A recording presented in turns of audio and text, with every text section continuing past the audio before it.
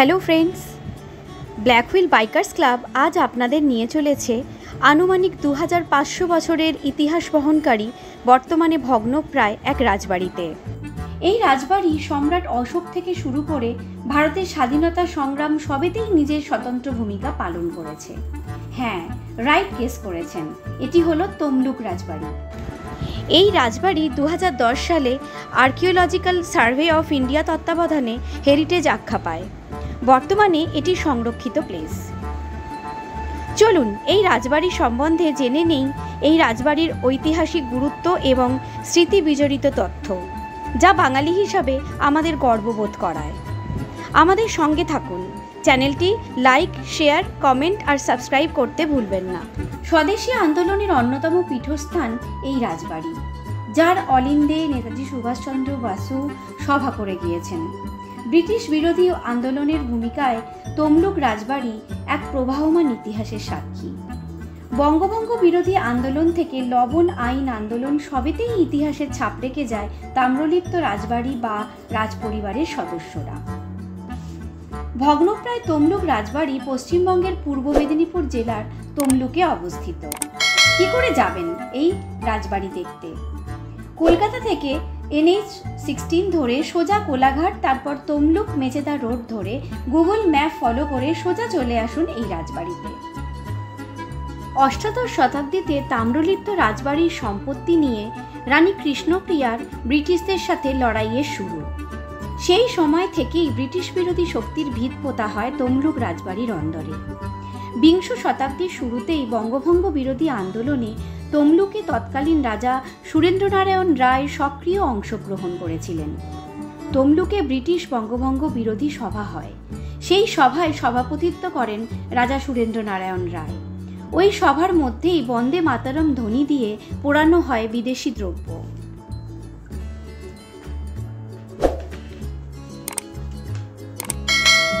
উনিশশো সালে আইন অমান্য আন্দোলন শুরু হলে রাজা সুরেন্দ্রনারায়ণ রায় মুখ্য ভূমিকা গ্রহণ করেন। তিনি অত্যন্ত সাহসিকতার পরিচয় দিয়ে অবিভক্ত তমলুক মহকুমার লবণ সত্যাগ্রহ আন্দোলনকারীদের বসবাসের জন্য রাজবাড়ির একাংশ ছেড়ে দেন। এই রাজবাড়িতে লবণ সত্যাগ্রহ আন্দোলনকারীদের শিবির থেকেই লবণ সত্যাগ্রহের আচার্য ও উপাচার্য হিসেবে নির্বাচিত হন সতীশ সামন্ত এবং সুশীল কুমার ধারা। ঐতিহাসিক সূত্র মতে গ্রিসের একজন কারিগর আনা হয়েছিল এই প্রাসাদ নির্মাণের জন্য। তারা ইউরোপীয় স্থাপত্যের আদলে এই রাজপ্রাসাদটির তৈরির পরিকল্পনা করেন।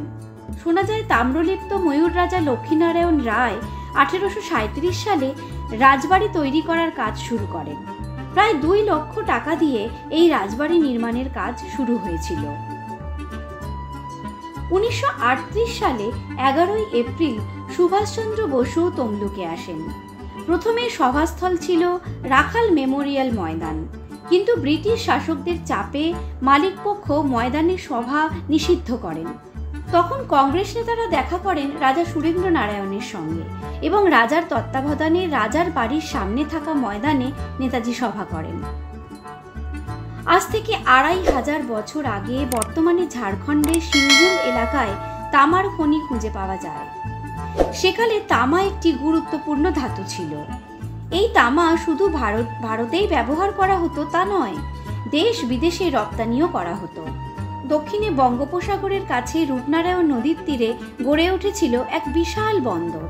যেহেতু বিপুল পরিমাণে তামা এই বন্দর থেকে রপ্তানি করা হতো, তাই এই জায়গাটি তাম্রলিপ্ত বন্দর নামে পরিচিত। ঐতিহাসিক সূত্র মতে 300 খ্রিস্টপূর্বাব্দ থেকে 400 খ্রিস্টাব্দ পর্যন্ত এখানে রমরমিয়ে বাণিজ্য চলে।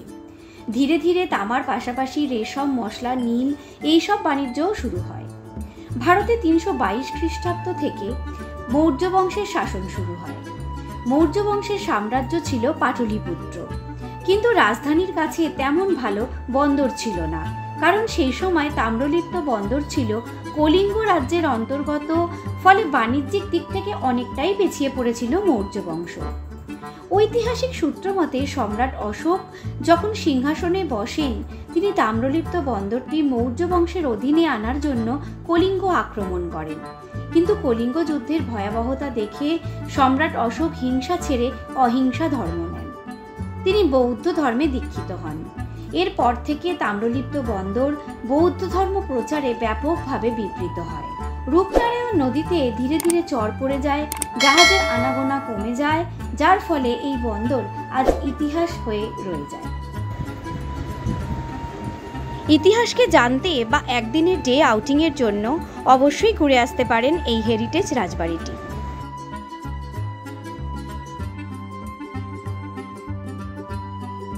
আমাদের পরবর্তী ভিডিও আপডেট পেতে don't forget to subscribe our channel, hit the bell icon for our next video notification. Thanks for watching our video. Stay tuned, take care and bye bye.